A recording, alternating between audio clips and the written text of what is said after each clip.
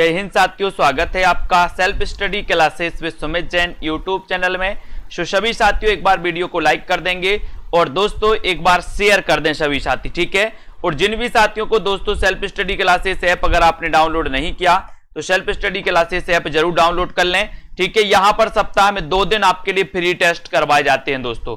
जैसे आज गुरुवार है तो आज भी इसका फ्री टेस्ट हुआ और रविवार को, यानी कि दोस्तों 2 दिन रविवार और गुरुवार 2 दिन टेस्ट होता है। निरंतर ये सीरीज चल रही है तो आप भी इस टेस्ट में दोस्तों भाग ले सकते हैं। और साथ ही पंजाब मास्टर कैडर के लिए दोस्तों एक मॉडल पेपर लॉन्च किया गया हिंदी मास्टर कैडर के लिए। दोस्तों पूरा कोर्स है 1099 का और मास्टर कैडर के लिए मॉडल पेपर लॉन्च किया गया 599 का, जिसमें 4500 प्रश्न रहेंगे, है ना।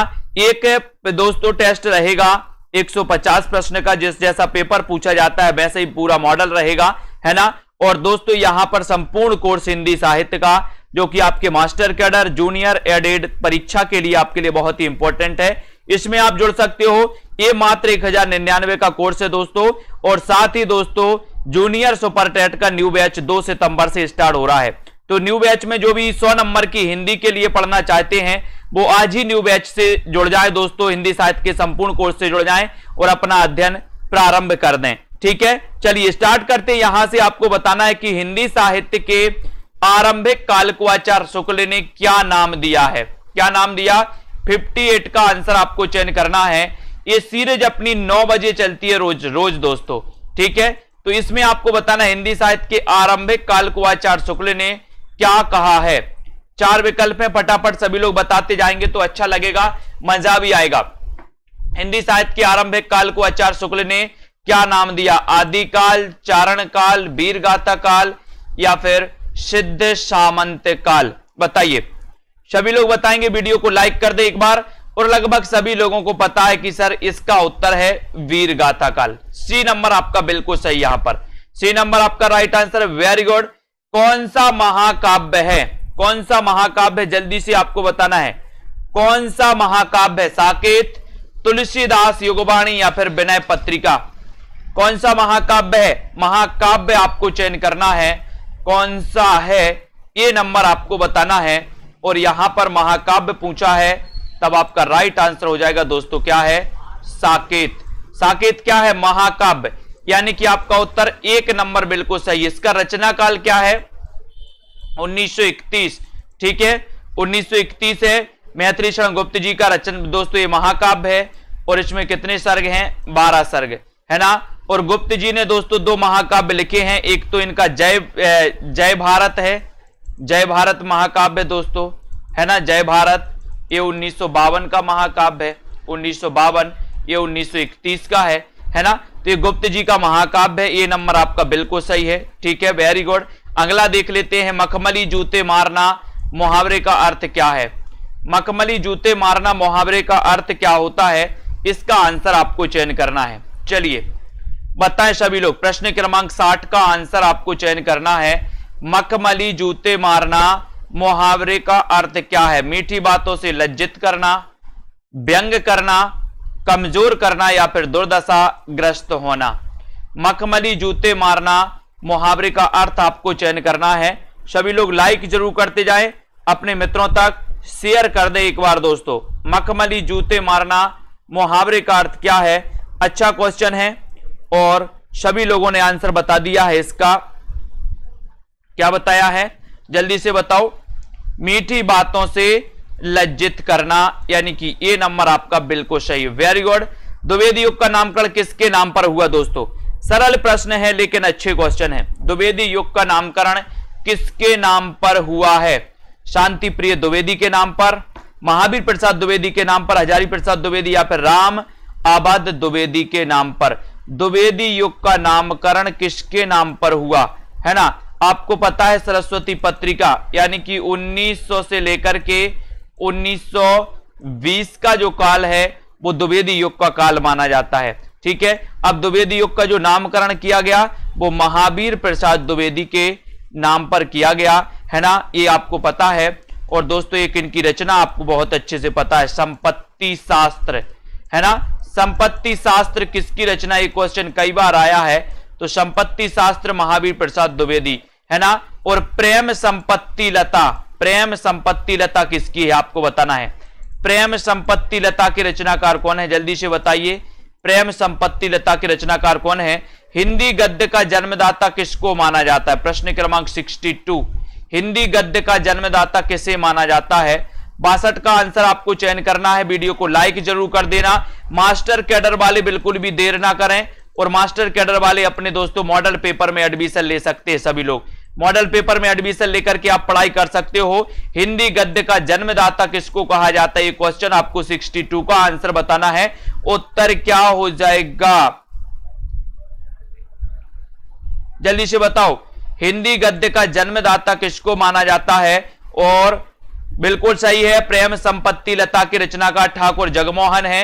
हिंदी गद्य का जन्मदाता आपको बताना, तब आपका उत्तर है किसको, भारतेंदु हरिश्चंद्र को, यानी कि आपका उत्तर यहां पर सी नंबर सही है। C number, very good. यहां पर हिंदी गद्य का जन्मदाता माना जाता है भारतेंदु जी को, ठीक है। इनका जन्म 1850 में। एक दोस्तों इनकी रचना पूछी गई थी भ्रूण हत्या, है ना, भ्रूण हत्या पूछी गई थी, तो इसको भी अपन को याद करना है भारतेंदु जी के में, है ना। किस काल को आचार्य विश्वनाथ प्रसाद मिश्र ने श्रृंगार काल की संज्ञा, क्वेश्चन पूछा गया था आपका। विश्वनाथ प्रसाद मिश्र ने किस काल को श्रृंगार काल की संज्ञा, पीजीटी में पूछा गया था दोस्तों, अभी कल परसों जो आपका एग्जाम हुआ था 17 में। श्रृंगार काल की संज्ञा किसने दी, आपको बताना है 63 का आंसर। श्रृंगार काल की संज्ञा किस योग को दी थी आचार्य विश्वनाथ ने, बताइए। तो आपको बिल्कुल सही पता है कि सर जो श्रृंगार काल कहा था वो कहा था किसको, रीति काल को। रीति काल को, यानी सी नंबर आपका सही हो जाता है, ठीक है। सी नंबर आपका right answer, very good answer. बहुत सारे साथी हैं दोस्तों जिनके मन में एक भाव रहता है कि सरल सरल प्रश्न हैं, लेकिन मैंने देखा है अधिकांश अभी जो एग्जाम हुए हैं कि वो व्यक्ति जो चाहते हैं कि बहुत सरल सरल, जो सोचते हैं कि बहुत सरल सरल है, वही व्यक्ति बहुत सारे नंबर वाले जो सरल क्वेश्चन है उन्हीं को गलत करके आए हैं। वही व्यक्ति क्यों गलत करके आए हैं, क्योंकि उनकी धारणा रहती कि ये सरल क्वेश्चन है, ये तो हमने एक बार पढ़ लिए। और मैं कहता हूं कि कितना भी सरल क्वेश्चन हो उसको बार बार पढ़िए, ताकि आप के अंदर जो है क्या हो जाएगा दोस्तों, आपके अंदर कॉन्फिडेंस हो, है ना। सरल और कठिन के चक्कर में अपने आप को घसीटते जाते हैं और वही सरल क्वेश्चन एग्जाम में जाके गलत करके आते हैं। गुणवाचक विशेषण कौन सा है, गुणवाचक विशेषण यहां पर पूछा गया और आपका उत्तर है बी, यानी कि नया। नया यहां पर गुणवाचक विशेषण है, बी नंबर आपका बिल्कुल सही है। सुबह शाम करना मुहावरे का अर्थ क्या है, सुबह शाम करना मुहावरे का अर्थ क्या है, बताइए। सुबह शाम करना मुहावरे का समय व्यतीत करना, आवारा गर्दी करना, टाल मटोल करना, या दिन रात काम करना। 60 का 5 का आंसर आपको चयन करना है। 65 में क्या हो जाएगा, सुबह शाम करना मुहावरे का अर्थ बताना है, और बहुत बढ़िया आंसर यहां पर आया है कि सर टाल मटोल करना। टाल मटोल करना यानी कि आपका जो सी है वो बिल्कुल सही है। सुबह शाम करना मतलब टाल मटोल करना। रीति काल को अंधकार काल किसने कहा, अच्छा क्वेश्चन है। 66 का आंसर, रीति काल को अंधकार काल किसने कहा, त्रिलोचन ने, नागार्जुन ने, केदारनाथ ने, या फिर अरुण कमल ने, बताएं। सभी लोग वीडियो को लाइक जरूर कर दें, अपने मित्रों तक शेयर कर दें एक बार। रीति काल को अंधकार काल किसने कहा, ये क्वेश्चन है आपके लिए, आपको बताना है। अच्छा क्वेश्चन है, प्रैक्टिस करना है बार बार, जितनी प्रैक्टिस हो उतनी प्रैक्टिस करिए। रीति काल को अंधकार काल पूछा गया यहां पर, तो बताइए किसने कहा है।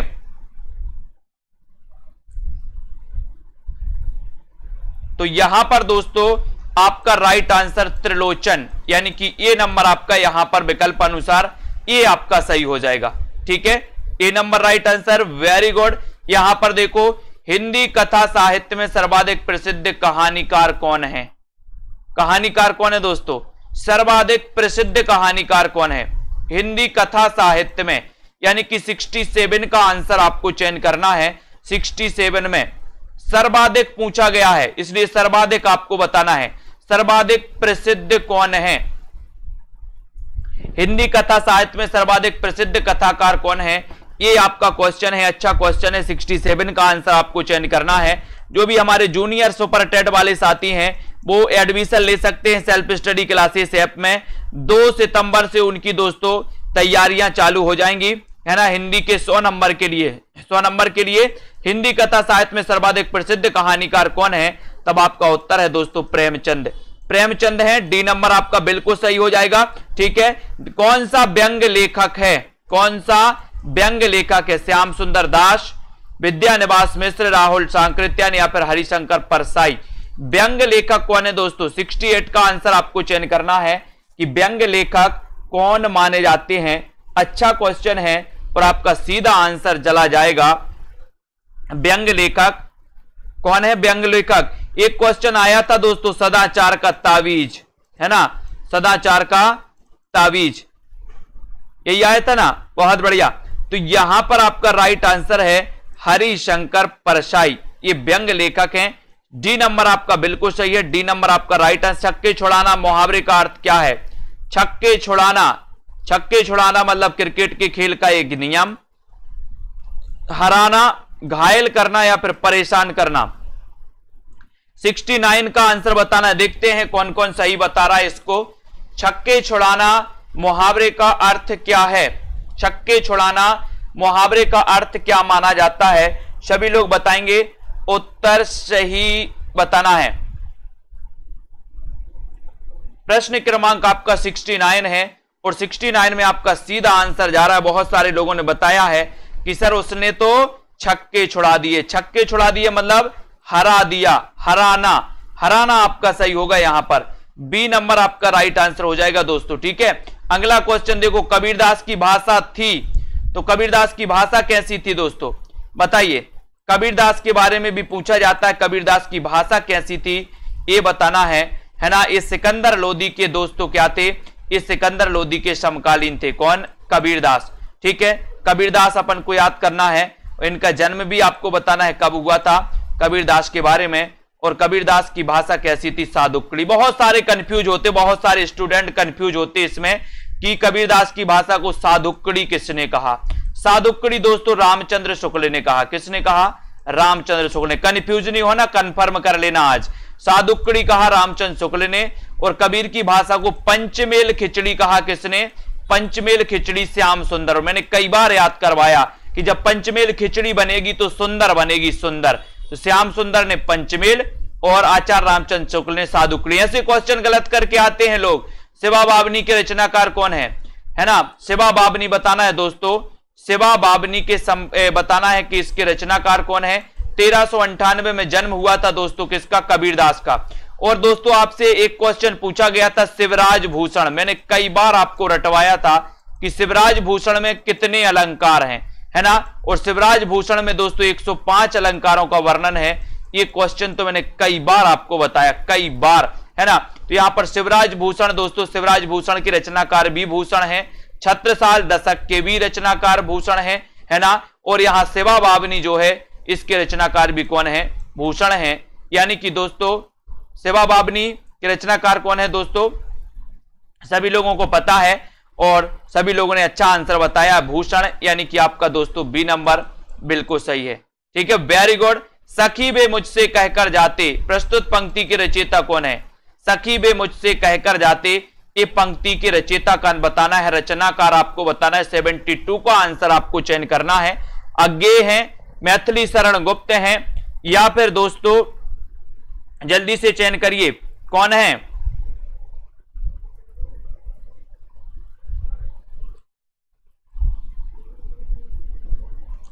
चार विकल्प हैं, क्वेश्चन अच्छा है और जल्दी जल्दी फटाफट बताएंगे तो अच्छा रहेगा, है ना।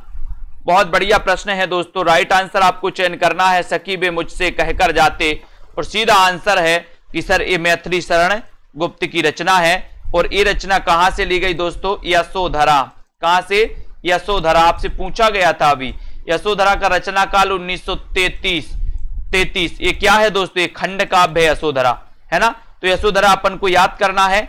अब यहां पर याद रखना है, चैप्टर वाइज भी होता है, वन लाइनर भी होता है ना, टेस्ट भी होते हैं, विस्तृत अध्ययन भी होता है, ट्रिकी वीडियो भी होता है। चरण कमल बंदो हरिराई में कौन सा अलंकार है? 73 का आंसर। चरण कमल बंदो हरिराई, इसमें कौन सा अलंकार? उत्प्रेक्षा, अनुप्रास, अनुप्रास रूपक या फिर उपमा? बताएं। चरण कमल बंदो हरिराई में कौन सा दोस्तों अलंकार है? और अलंकार में बहुत अच्छा आंसर बताया आपने। क्या बताया है दोस्तों? कौन सा अलंकार है? रूपक। रूपक यानी कि 73 का सी आंसर आपका सही है। अनिश्चयवाचक सर्वनाम कौन सा है दोस्तों? 74 का आंसर अनिश्चयवाचक सर्वनाम कौन सा है? कौन, जो, कोई या फिर वह। अनिश्चयवाचक सर्वनाम आपको चयन करना। अच्छा क्वेश्चन है। अनिश्चय पूछा गया, जिसका कोई निश्चय ना हो, है ना। तो अनिश्चयवाचक सर्वनाम यहां पर बताइए कौन सा है? 74 का आंसर सभी लोग बताएंगे।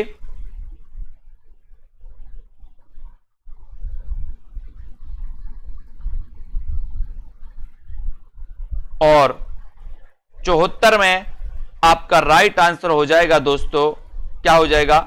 सी, यानी कि कोई, है ना। कोई आपका क्या है? अनिश्चयवाचक सर्वनाम है। सी नंबर आपका बिल्कुल सही है। Very good. हिंदी कविता को छंदों की परिधि से मुक्त कराने वाले कौन थे? यहीं से एक क्वेश्चन आया था दोस्तों, है ना, कि मुक्त छंद के प्रवर्तक कौन है? मुक्त छंद के प्रवर्तक कौन है ना। कई लोग गलत करके आए। हिंदी कविता को छंदों की परिधि से मुक्त कराने वाले कौन थे? 75 का आंसर आपको बताना है 75 में। और यही क्वेश्चन आपसे पूछ लिया गया था कि मुक्त छंद के प्रवर्तक कौन है ना।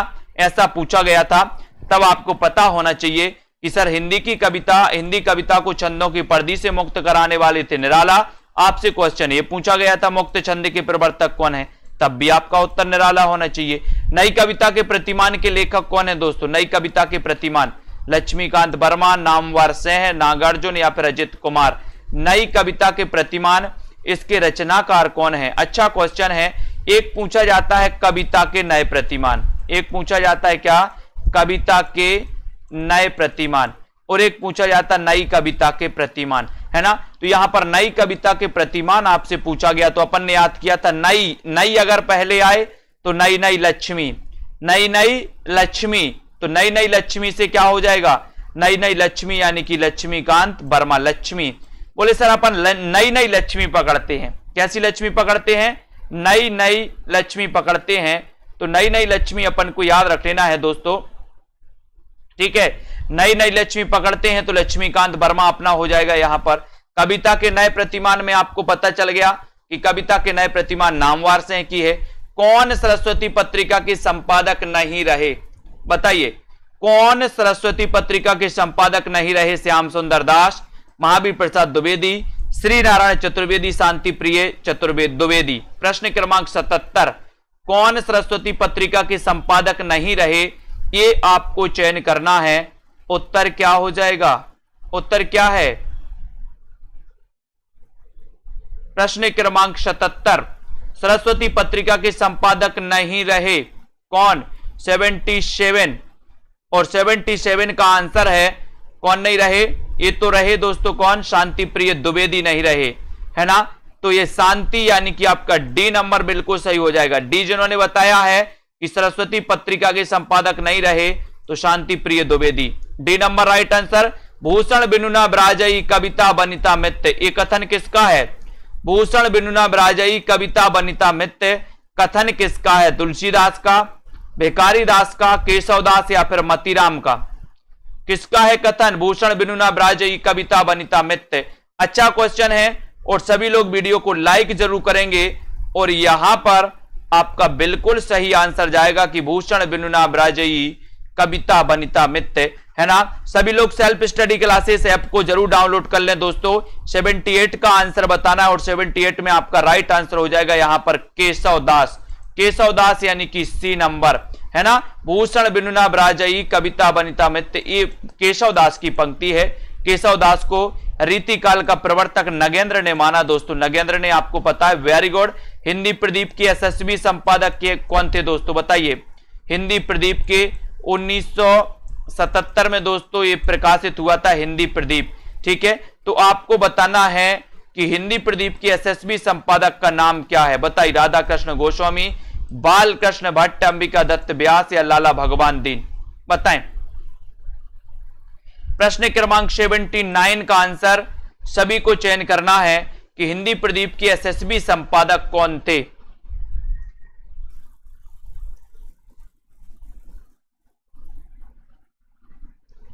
हिंदी प्रदीप के एसएसबी संपादक कौन थे?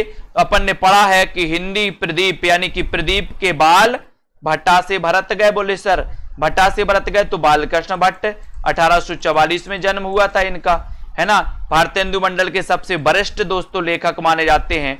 और एक और बात है कि हम दीवानों की क्या हस्ती, है ना, है आज यहां कल वहां चले, मस्ती का आलम साथ चला, हम धूल उड़ाते जहां चले।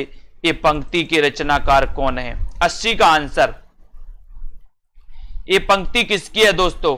80 में आपको चयन करना है, हम दीवानों की क्या हस्ती। और 80 में आपका सही आंसर देखते हैं क्या होता है। हम दीवानों की क्या हस्ती है, आज यहां कल वहां चले। ये पंक्ति किसकी है? और ये पंक्ति मानी जाती है भगवती चरण वर्मा, यानी कि आपका जो बी नंबर है भगवती चरण वर्मा, वो बी नंबर बिल्कुल सही है। बी नंबर क्या है दोस्तों? भगवती चरण वर्मा आपका राइट है। पंत की प्रगतिवादी रचना कौन सी है? अच्छा क्वेश्चन है। पंत की प्रगतिवादी रचना अपन को चयन करना है। वीडियो को एक बार लाइक करके शेयर कर दो अपने मित्रों तक और पंत की प्रगतिवादी रचना को बता दो कौन सी है पंत की प्रगतिवादी रचना। पंत का जन्म हुआ था दोस्तों 1900 में, है ना, कोसानी अल्मोड़ा में, ठीक है। और पंत की प्रगतिवादी रचना आपको बताना है कौन सी है। देखते हैं कौन कौन सही बता रहा है। 80 1 81 का नंबर, 81 का सही सभी को चयन करना है। और सबसे पहले अजय शर्मा जी ने उत्तर बताया ए नंबर, यानी कि युगबाणी। बहुत बढ़िया आंसर। युगबाणी ये प्रगतिवादी रचना मानी जाती है दोस्तों इनकी, ए नंबर, ठीक है, ये सही है। पल्लव को छायावाद का मैनिफेस्टो, ये लोकायतन है दोस्तों इनका, महाकाव्य पंथ का। और ये लोकायतन गांधी जी के जीवन पर आधारित है। इसका रचना काल 1964 है दोस्तों, 64, ठीक है। तो लोकायतन अपन को याद करना है। और मानक हिंदी से क्या तात्पर्य है? प्रश्न क्रमांक 82। मानक हिंदी से क्या तात्पर्य है? 82 का साहित्यिक पुस्तकों की भाषा, साधारण बोलचाल की भाषा, शिष्ट और सुशिक्षित लोगों की भाषा, या फिर केवल पढ़ाई लिखाई में काम में लाई जाने वाली भाषा। यानी कि मानक हिंदी से क्या तात्पर्य है, ये आपका क्वेश्चन है। क्वेश्चन अच्छा है। प्रश्न क्रमांक 82 है। 82 में आपको चयन करना है। और 82 में आपको पता है मानक हिंदी से क्या तात्पर्य है, ये आपको चयन करना है ना। और अपन देखते हैं कि सर खड़ी बोली को मानक हिंदी के अंतर्गत रखा जाता है ना। हिंदी में अपन देखते खड़ी बोली को। और यहां पर सबसे उत्तर हो जाएगा दोस्तों साहित्यिक पुस्तकों की भाषा, यानी कि ए नंबर। ये मानक हिंदी से तात्पर्य, यानी कि ये आपका यहां पर बिल्कुल सही है नंबर। जिन्होंने बताया रामधारी से दिनकर को भारतीय ज्ञानपीठ पुरस्कार प्राप्त हुआ दोस्तों। किस रचना के लिए हुआ दिनकर को भारतीय ज्ञानपीठ पुरस्कार? प्रश्न क्रमांक 83। किस रचना के लिए दिनकर जी को ज्ञानपीठ पुरस्कार प्राप्त हुआ? ये आपका प्रश्न है। रश्मि रथी पर, परशुराम की प्रतीक्षा पर, कुरुक्षेत्र पर, या फिर उर्वशी पर? किसके लिए मिला है सभी लोग बताएं, है ना। और बहुत अच्छा क्वेश्चन है 83 में। और 83 का सीधा आंसर जाएगा कि सर उर्वशी। उर्वशी पर इन्हें ज्ञानपीठ पुरस्कार मिला था। कब मिला था दोस्तों? 1978 में। 78 में मिला था कि 72 में? बोले सर 72 में मिला था इनको, 1972 में। 78 में तो अज्ञे जी को मिला था, कितनी नाव में कितनी बार के लिए, ठीक है। और 82 में मिला था दोस्तों किसको? यामा के लिए महादेवी वर्मा। और एक आपसे पूछा गया था 1968 का चिदम्बरा, ये आपसे पीजीटी में पूछ लिया गया था। चिदम्बरा के लिए 1968 में सबसे पहले, फिर 1972 में उर्वशी के लिए, 1978 में दोस्तों अज्ञे के लिए, और 1982 में यामा के लिए। बहुत बढ़िया। अगला क्वेश्चन बताना है आपको, सभी लोग बताएं। बिल्कुल 1961 की रचना है उर्वशी। वेरी गुड, बहुत बढ़िया। प्रथम सूफी प्रेमाख्यान है काव्य के रचयिता कौन है?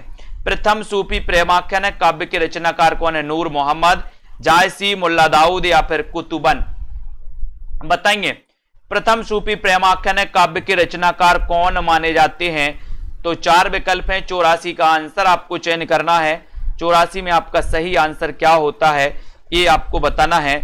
और सीधा आंसर आपका जाएगा कि प्रथम सूफी प्रेमाख्यान है काव्य के जो रचयिता हैं वो रचयिता कौन है? जिनकी रचना है दोस्तों कौन सी? चंदायन। कौन सी रचना है? चंदायन। और चंदायन के रचनाकार कौन है? बोले सर मुल्ला दाऊद। मुल्ला दाऊद ये प्रथम सूफी प्रेमाख्यान है काव्य के रचयिता माने जाते हैं। ये आपका सी नंबर बिल्कुल सही हो जाएगा। सी नंबर बिल्कुल सही है ना। नूर मोहम्मद की दोस्तों अपन ने अनुराग वांसरी और इंद्रावती अपन ने पढ़ी है ना। और दोस्तों ये जायसी की तो पद्मावत पढ़ी है, कुतुबन की मृगावती जिसे रामचंद्र शुक्ल ने सूफी काव्य की प्रथम रचना माना है। और प्रकृति के सुकुमार कवि किसे कहा जाता है? प्रकृति के सुकुमार कवि आपको बताना है। 4 विकल्प है, प्रकृति के सुकुमार कवि बताना है। 85 का आंसर आपको चयन करना है और आंसर आपका सही क्या हो जाएगा? सभी को पता है और सभी लोग बिल्कुल सही आंसर बताएंगे आज। तो दोस्तों बताएं, सेल्फ स्टडी क्लासेस ऐप को डाउनलोड कर लें और सभी साथी, जो भी हमारे साथी आगे टीजीटी की तैयारी करने वाले हैं, जो भी साथी हमारे आगे पीजीटी की तैयारी करने वाले, एलटी ग्रेड की तैयारी करने वाले हैं, वो अभी से तैयारी स्टार्ट कर दें और हिंदी साहित्य के संपूर्ण कोर्स में एडमिशन ले लें, है ना। सितंबर के बाद सारे कोर्सों की प्राइस में बढ़ोतरी हो जाएगी दोस्तों, इसलिए सभी से निवेदन है, जिनको भी अभी दोस्तों एडमिशन लेना है वो ले सकते हैं। ऑफर भी अच्छे हैं। प्रकृति के सुकुमार कवि सुमित्रानंदन पंत हैं। चमड़ी जाए पर दमड़ी ना जाए, इसका अर्थ क्या है? चमड़ी जाए पर दमड़ी ना जाए, इसका अर्थ आपको बताना है। सभी लोग बताएंगे, चमड़ी जाए पर दमड़ी ना जाए, पैसा ही मां बाप होना, अत्याधिक कंजूस होना, मक्खी चूस होना, या फिर मर जाए पर पैसा ना जाए। तो यहां पर आपको 86 का आंसर सभी लोग बताएंगे। जूनियर सुपर टेट के 100 नंबर हिंदी के लिए जिनको एडमिशन लेना है वो अभी ले सकते हैं। कितने में? मात्र 1099 में। ठीक है, चमड़ी जाए पर दमड़ी ना जाए, इसका अर्थ आपको चयन करना है। 86 का आंसर आपको बताना है और सभी को पता है दोस्तों, अत्याधिक कंजूस होना, अत्याधिक कंजूस होना, है ना। तो यहां पर आपका जो बी नंबर है वो बिल्कुल सही है। चमड़ी जाए पर दमड़ी ना जाए, अत्याधिक कंजूस। आधा तीतर आधा बटेर का अर्थ क्या है? आधा तीतर आधा बटेर, इसका अर्थ क्या है दोस्तों? सभी लोग बताएं। उचित सामंजस्य का अभाव, छोटा बड़ा होना, रंग बिरंगे होना, बेमेल तथा बेड़गा होना। तो आधा तीतर बेढगा, तो आधा तीतर आधा बटेर आपको बताना 87 का आंसर, है ना। बेढंगा है ये, ठीक है। तो यहां पर आपका राइट आंसर आधा तीतर आधा बटेर का ए होगा। बेमेल तथा बेढंग का होना, यानी डी नंबर आपका बिल्कुल सही है, बेढंगा होना। ठीक है, डी नंबर बताया आपने, राइट आंसर, वेरी गुड। कथा सम्राट किसे कहा जाता है दोस्तों? कथा सम्राट बताइए 88 के, कथा सम्राट किससे कहा जाता है? ये प्रश्न क्रमांक 88 है। 88 का आंसर आपको चयन करना है, सभी लोग बताएंगे। और 88 में आपका सभी लोगों को पता है लगभग प्रेमचंद जी, प्रेमचंद जी, यानी कि आपका जो ए नंबर है उनका आंसर सही है। कथा सम्राट कहा जाता है प्रेमचंद जी को। बाल चित्रण में कौन सा कवि श्रेष्ठ है? बहुत अच्छा क्वेश्चन है 89 का, थोड़ा सा हटके है, अलग है, लेकिन आप सभी बता पाओगे इसको। बाल चित्रण में कौन सा कवि दोस्तों श्रेष्ठ है? आप अगर फ्री दोस्तों प्रैक्टिस सेट करना चाहते हैं तो सप्ताह में 2 दिन सेल्फ स्टडी क्लासेस ऐप पर टेस्ट सीरीज करवाई जाती है, फ्री करवाई जाती है ना। इस फ्री टेस्ट सीरीज से आप जुड़ सकते हो दोस्तों। और यहां पर आपको चयन करना है कि बाल चित्रण के लिए कौन सा कवि श्रेष्ठ है, इसका आंसर आपको चयन करना है। और 89 का क्वेश्चन का है। और दोस्तों जल्दी से सभी लोग बताएंगे बाल चित्रण में कौन सा कवि श्रेष्ठ है, और सभी लोगों ने अच्छा आंसर बताया है 89 में। राइट आंसर आ गया है सूरदास, सूरदास यानी कि सी नंबर आपका बिल्कुल सही आंसर है, वेरी गुड। ले चल मुझे भुलावा देकर मेरे नाविक धीरे धीरे, पंक्ति के रचयिता कौन है? 90 का आंसर, ले चल मुझे भुलावा देकर मेरे नाविक धीरे धीरे, ये पंक्ति किसकी है? 90 प्रश्न है 90, और 90 में उत्तर बताना है। और बिल्कुल सीधा सीधा आंसर आपका जाएगा कि सर ये जो प्रश्न है, ये प्रश्न है दोस्तों किसका है? ये प्रश्न है ले चल मुझे भुलावा देकर, है ना, मेरे नाविक धीरे धीरे। सभी लोगों ने अच्छा आंसर लगाया है, जयशंकर प्रसाद, यानी कि आपका बी नंबर प्रसाद 80, है ना, 1989 में इनका जन्म हुआ था प्रसाद का, है ना। सज्जन इनका प्रथम नाटक है, राजश्री इनका प्रथम ऐतिहासिक नाटक है ना, ये भी आपको पता है। और ये जयशंकर प्रसाद याद रखते ना। बैर क्रोध का आचार्य मुरब्बा है, ये कथन किसका है? प्रश्न क्रमांक 91, बैर क्रोध का आचार्य मुरब्बा है, ये कथन किसका है? भारतेंदु हरिश्चंद्र का। मुक्तिबोध रामचंद्र शुक्ल या फिर जयशंकर प्रसाद का। बैर क्रोध का आचार्य या मुरब्बा है, ये कथन आपको चयन करना है। प्रश्न अच्छा है 91 का क्वेश्चन आपको बताना है। डेमो क्लास ऐप डाउनलोड कर लो मिथिलेश कुमारी जी, है ना, डाउनलोड कर लो ऐप डाउनलोड कर लो, और ऐप पर आपको दोस्तों मिल जाएगा। बैर क्रोध का आचार्य या मुरब्बा है, ये 91 का आंसर। और 91 में आपका सीधा आंसर जाएगा कि सर ये जो कथन है ये रामचंद्र शुक्ल का है, यानी कि आपका जो सी नंबर है 91 में वो बिल्कुल सही है। 91 का जिन्होंने चयन किया है रामचंद्र शुक्ल लगा है, उनका आंसर बिल्कुल सही। काव्य अलंकार के रचयिता कौन है? काव्य अलंकार के रचनाकार बताना है। 92 का आंसर। 92 में ये क्वेश्चन भी पूछा गया था दोस्तों, बताइए ये पूछा गया था क्या? नहीं पूछा गया था।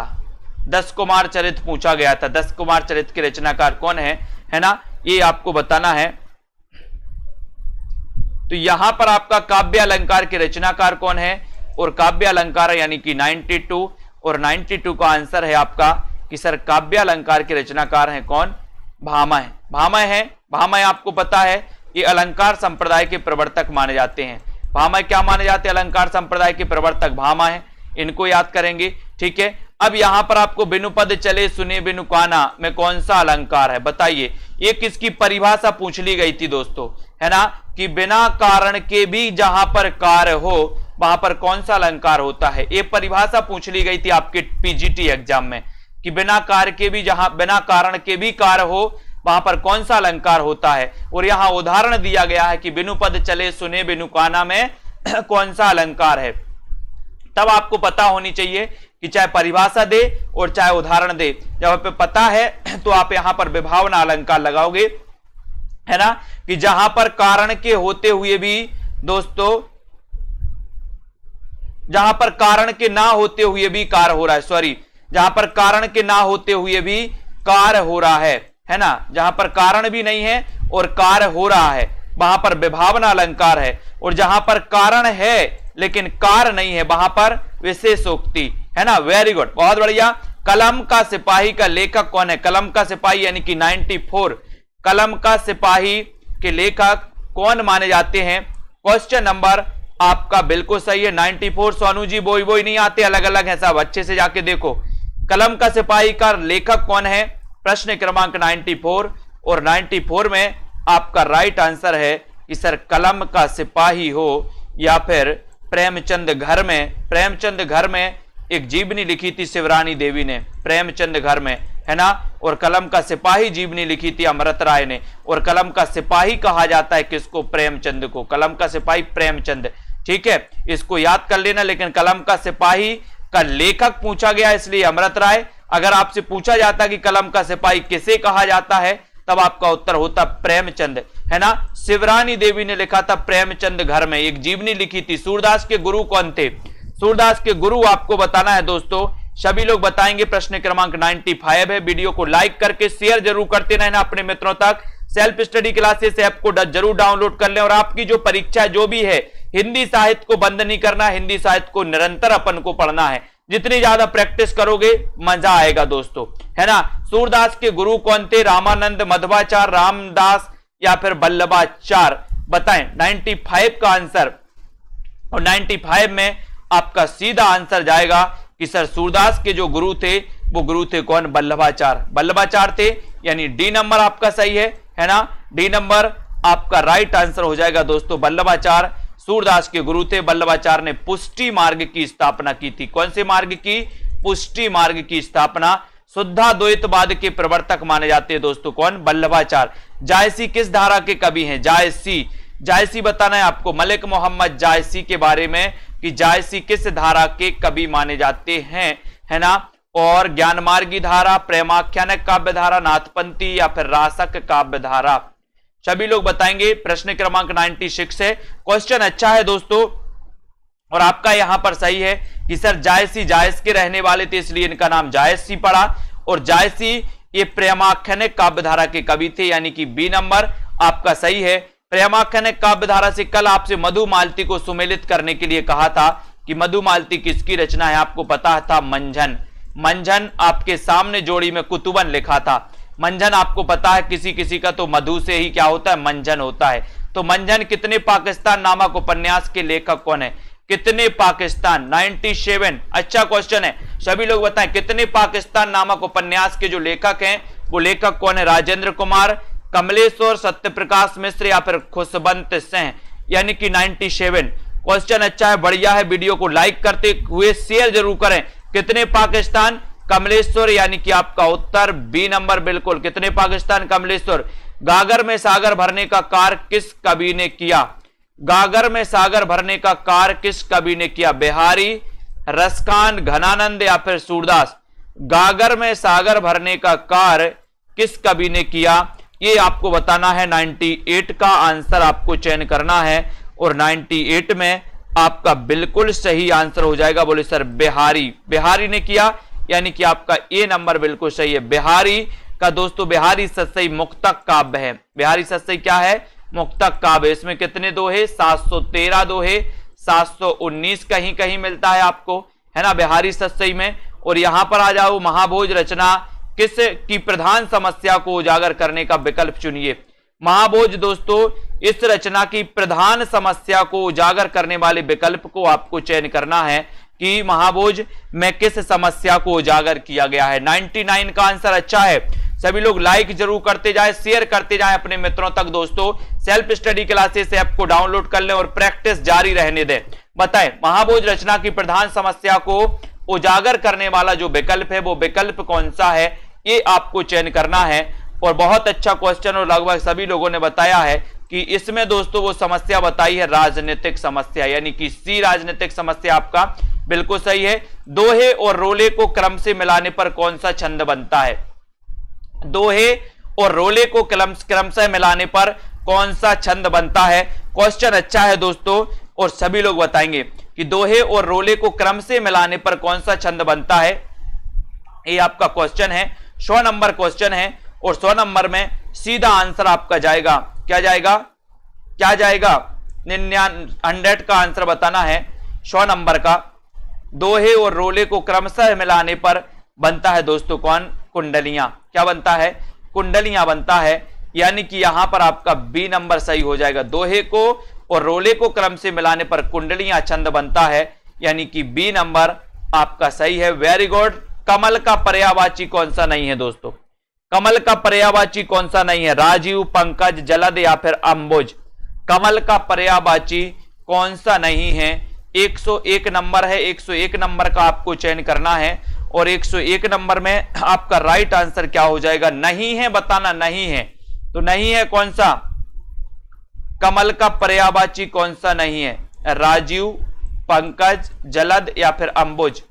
और लगभग सभी को पता है कि सर राजीव भी है ना, और पंकज भी है, लेकिन कौन सा नहीं है? कौन सा नहीं है? कौन सा नहीं है? जलद। जलद नहीं है, यानी कि आपका राइट आंसर सी सही है। सी नंबर जिन्होंने बताया उनका सही है दोस्तों, है ना। और सी जिनका आंसर है, बहुत सारे लोग ये बता रहे हैं, कुछ लोग डी बता रहे हैं। इसलिए तो बोलते हैं कि कमल का पर्यायवाची हमेशा पूछा जाता है, जबकि आप लोग याद नहीं करते। मैंने बहुत अच्छी ट्रिक से बताया था, है ना। तोड़ती पत्थर कैसी कविता है? तोड़ती पत्थर कैसी कविता है? बताइए। व्यंग परक है, उपदेशात्मक है, यथार्थवादी या फिर आदर्शवादी? तोड़ती पत्थर। तोड़ती पत्थर एक कैसी कविता मानी जाती है? 102 का आंसर सभी को चयन करना है। और ऐसे कितने साथी हैं दोस्तों, सभी लोग बताएं। और यहां पर 102 में बिल्कुल सही आंसर जा रहा है कि सर ये जो है तोड़ती पत्थर ये यथार्थवादी मानी जाती है। यथार्थवादी। तोड़ती पत्थर निराला की रचना है दोस्तों, निराला की, है ना। निराला याद रखते ना, निराला जी को। ये तोड़ती पत्थर निराला की यथार्थवादी रचना है ना। तार सप्तक का कवि नहीं है। कौन सा नहीं है तार सप्तक का कवि? तार सप्तक का कवि कौन सा नहीं माना जाता? प्रश्न क्रमांक 103 है। सभी लोग एक बार लाइक कर दें, अपने मित्रों तक शेयर करो। एक क्लास रात्रि 9 बजे होती है दोस्तों आपकी। अभ्यास करते रहो। जिन भी साथी, जो भी साथी हमारे जूनियर टेट वाले हैं दोस्तों, है ना, वो कोर्स में एडमिशन ले सकते हैं। 2 सितंबर से आपका न्यू बैच स्टार्ट हो रहा है, यानी कि शुरुआत से अध्ययन हिंदी के 100 नंबर के लिए, 100 नंबर के लिए, ठीक है। तो तार सप्तक का कवि नहीं है, नेमी चंद्र जैन है। नेमी मुक्त भारत की प्रभा गिरी राम की आज्ञा से, यानी कि आपका डी नंबर आपका कट हो जाएगा। डी नंबर आपका सही हो जाएगा यहां पर। बहुत बढ़िया, सभी साथियों को धन्यवाद।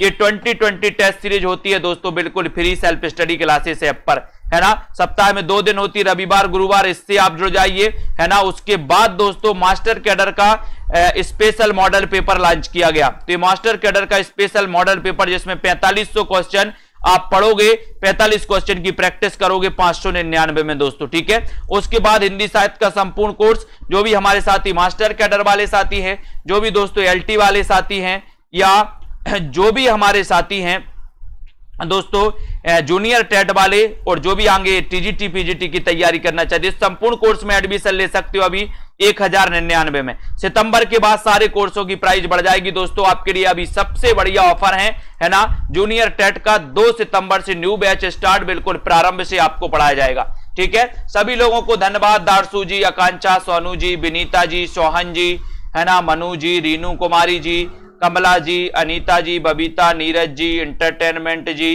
कमलदीप जी, अंजू जी, दारसू बहुत बढ़िया, ममता जी, मनीषा, साई, सृष्टि जी, कल्पना, अमिता राणा जी, सोनू केएम जी, प्रमोद जी, पूनम कुबेर, डोली जी, प्रियंका, हेमानी, दारसू जी, श्यामधन जी, रीता यादव जी, सरोज जी, दारसू, छाया जी, पूनम, निर्मला, सोनू जी, प्रियंका, सिका जी, कुमारी, हेमा, हेमानी जी, लवली जी, मधु जी, बबीता, श्यामधन, नौटियाल जी, बिशु जी, सोनू जी, विवेक जी, गोलू जी, जसवंत जी, स्नेह जी, अनीता, अमिता, छाया, बिल्कुल, विनीता जी, मुसरत निशा जी, धन्यवाद सभी साथियों को, गोलू जी बहुत बढ़िया, बिल्कुल इसी प्रकार से आप लोग लगे रहे, गीतिका जी, मधु जी, सोहन जी, छोटी राय जी, स्नेह, लता, गोलू जी, देवेंद्र जी, फ्रीडम जी, है ना, निशा, नीरज जी। तो जिन भी साथियों को एडमिशन लेना है वो सभी साथी अध्ययन कर सकते हैं। पूनम सिंह जी,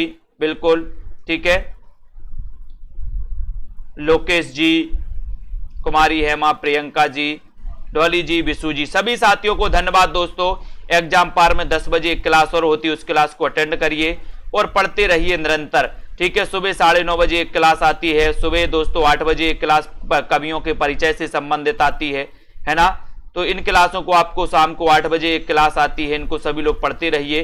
पेड क्लास ले लीजिए, राम सुमरन जी, बिल्कुल है ना, वंदना जी, बबीता जी, प्रदीप जी, सोहन जी, सभी साथियों को धन्यवाद आज के वीडियो के लिए। अत्यांश, विशु जी, छाया यादव जी, साक्षी जी, सभी साथी वीडियो को लाइक शेयर करते